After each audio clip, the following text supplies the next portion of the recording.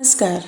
जब भगवान श्री रामचंद्र जी का वनवास समाप्त हो गया और वो रावण का वध करके माता सीता जी और लक्ष्मण जी के साथ अयोध्या लौटे, तो अयोध्या में बहुत खुशी मनाई गई।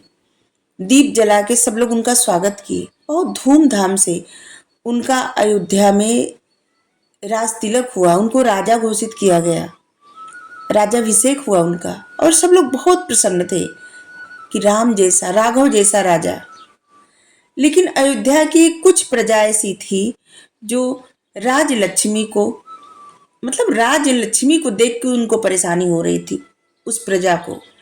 और वो माता सीता को अपनी रानी स्वीकार नहीं कर रहे थे स्वीकार, क्योंकि उसको माता सीता पर शक था, क्योंकि रावण उनका हरण किया था और इसीलिए उनको विश्वास नहीं था। जितनी जो प्रजा थी, यही कहा जाता है कि लक्ष्मी आई तिलक करने और इंसान मुंह धोने चला गया, बस वही हाल था। और वो स्वयं लक्ष्मी माँ थी। रावण उनको क्या ले जा पाता? नहीं ले जा पाता। लेकिन ये सब तो उनकी लीला थी। लेकिन वहां की प्रजा अपने राजा पे भरोसा नहीं किए और उनको शक था। जब ये बात राम जी को पता चली तो बहुत ज्यादा चिंतित रहने लगे। राघव को चिंतित देखकर माता ने बहुत पूछने का प्रयास किया, पर वो कुछ नहीं बताते, बस टाल जाते। कहते कि राज्य का इतना सारा कार्य रहता है और उसी के बारे में सोच रहे हैं। लेकिन वो सोचती कि इतना महाबलशाली रावण के साथ युद्ध करते वक्त तो इन्होंने नहीं सोचा। रावण कुंभकर्ण से युद्ध में जीत हासिल किए, उनका वध करके, और ऐसे भगवान श्री रामचंद्र जी राज्य के कार्यभार से इतने ज्यादा चिंतित हो रहे हैं। ये बात उनको अच्छा नहीं लग रहा था।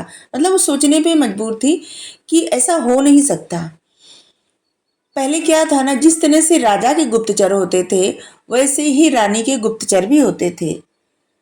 और जब उस माता सीता को भगवान जी पे ऐसे शक हुआ कि जरूर ये कोई बात छुपा रहे हैं, तब वो अपने गुप्तचरों को राज्य में भेजी, ये पता लगाने के लिए, पता करने के लिए कि आखिर क्या बात है, किस बात की चिंता राघव को इतनी सताए जा रही है।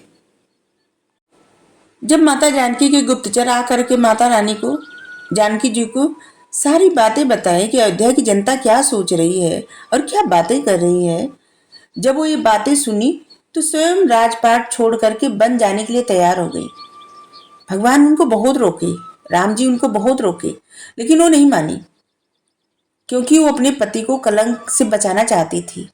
वो अपने पति के कलंक का कारण नहीं बनना चाहती थी और इसलिए वो वन चली गई।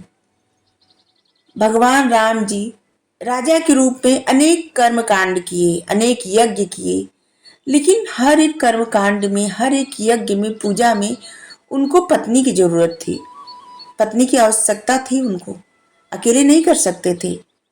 हिंदू धर्म में ऐसा होता है कि कोई भी कर्म कांड साथ में किया जाता है, पत्नी के साथ में, पति पत्नी साथ में ही कर्म कांड करते हैं, कुछ भी करना हो। तो रामचंद्र जी से विवाह के लिए सब लोग इतना कहे कि विवाह कर लीजिए, दूसरा विवाह कर लीजिए, लेकिन उन्होंने कहा कि अयोध्या की प्रजा सीता का त्याग कर रही है, सीता पे शक कर रही है। मैं नहीं, मैं मेरी पत्नी का त्याग नहीं कर रहा हूं और ना ही मैं सीता पे शक करता हूं, और इसलिए उनका स्थान किसी को कभी नहीं दे सकता। प्रजा रानी को स्वीकार नहीं कर रही है तो इसका मतलब ये कदापि नहीं कि मैं स्वीकार नहीं किया हूं। मैं उनका स्थान किसी को भी देना नहीं चाहता। और उनके लिए निर्णय से फिर बीच का रास्ता निकालना था, क्योंकि भगवान ने जो भी निर्णय ले लिया था लोगों को समझ में नहीं आ रहा था कि अकेले कोई भी कार्य कैसे कर सकते हैं। तो बीच का रास्ता यह निकला कि माता सीता का स्वर्ण का प्रतिमा बना, और जहां पे माता सीता का स्थान था वहीं पे स्वर्ण की प्रतिमा रखी गई। और भगवान श्री रामचंद्र जी सीता माँ का गौरव कितना बढ़ाए, उनके स्थान पे वहां की प्रजा उन पे शक कर रही थी, लेकिन वो माता का स्वर्ण का प्रतिमा उनके स्थान पर रखे और उनके साथ यज्ञ कर्म कांड जो भी करते थे उनके साथ ही करते थे, उनकी प्रतिमा के साथ।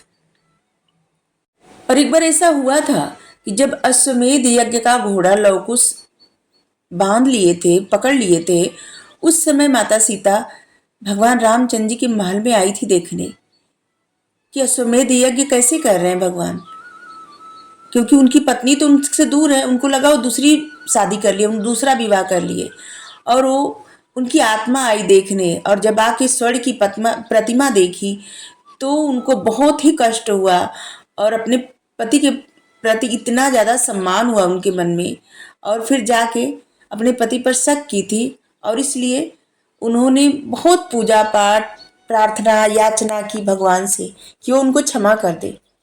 ऐसे इंसान पर उन्होंने शक किया था। और यहाँ भगवान रामचंद्र जी स्वर्ण की प्रतिमा को प्रजा से उनको सम्मान दिलवाए, उनकी प्रतिमा को सम्मान दिलवाए और उनका स्थान किसी को नहीं दिए। तभी तो कोई नहीं हो सकता भगवान राम जैसा, कोई भी। Thank you. राधे राधे।